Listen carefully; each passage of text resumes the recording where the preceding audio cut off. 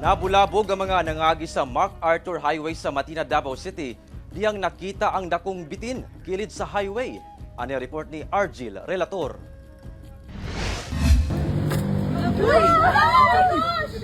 Gibira na sa mirespondeng personahe sa Urban Search and Rescue Team sa Davao City Central 911 kining dakong bitin nga misulod na sa tabon sa glass sa usa ka tailoring shop sa MacArthur Highway sa Matina, Davao City, Lunes sa tungang gabi.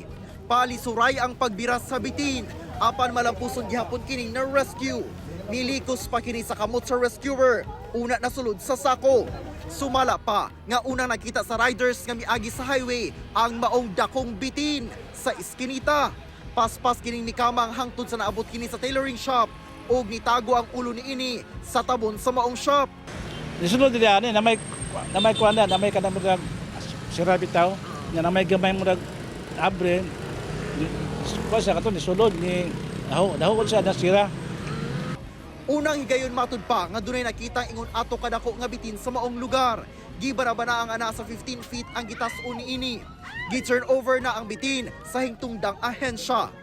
Kauban si Melchor Awing sa kamera. Ako si Argil Relator.